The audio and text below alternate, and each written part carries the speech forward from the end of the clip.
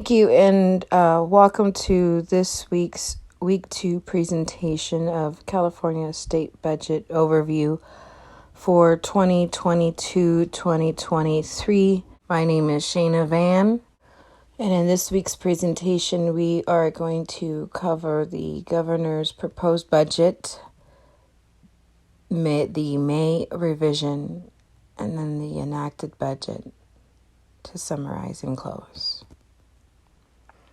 As part of the content review, some of the priorities that I selected in the governor's budget were related to the climate change, water and drought resilience, and the zero emissions vehicles. Also, we're going to cover the changes in May, and then also the changes in the approved state budget. When reviewing the ebudget.ca.gov budget website, it does summarize the 2022-2023 governor's budget and proposed the $286.4 billion in total state funds, consisting of approximately $213 billion from the general fund and then $65 billion from special funds and $8 billion from bond funds, all signifying issues and policies that would be reflected within the governor's budget. Environmental protection, natural resources, climate change. These are the priorities of my choosing for this presentation because of the impact to the low-income and underrepresented communities.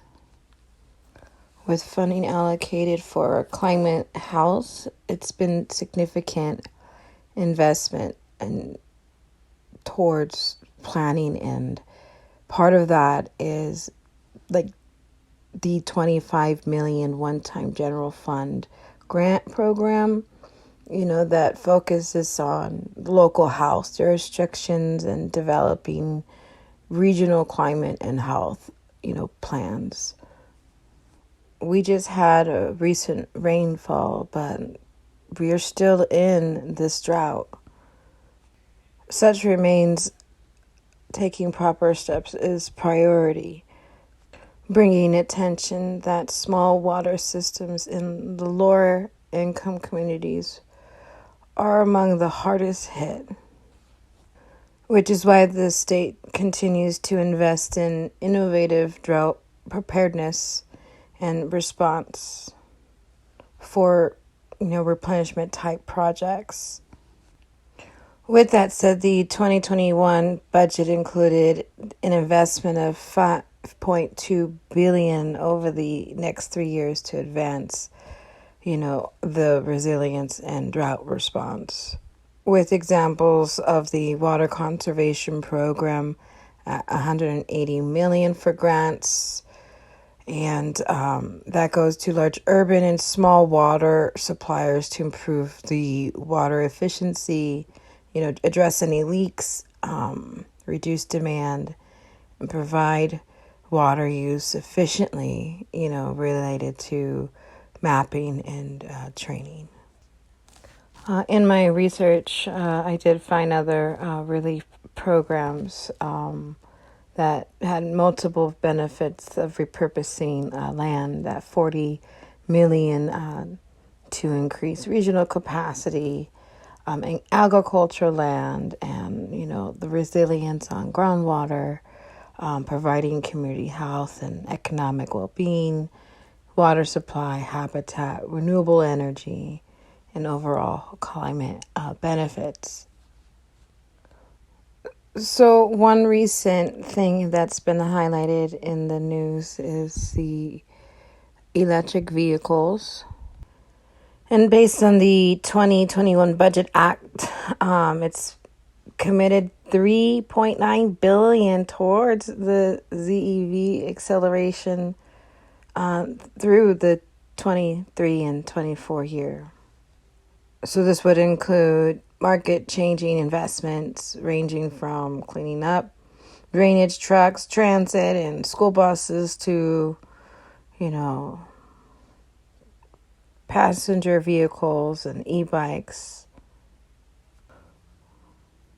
The budget overall proposes investments targeting the disadvantaged and low-income communities, to include tribal communities.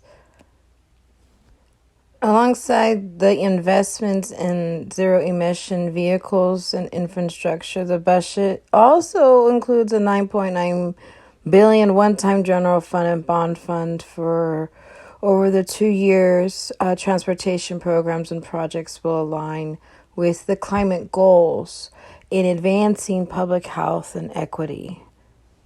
Now, when we move into these priorities and how they changed with the results of the revision in May, you will find the revision included an additional $9.5 billion from various fund sources over the course of the next 4 years to total up to a total of $32 billion to continue the advancement of the state's climate and opportunity budget.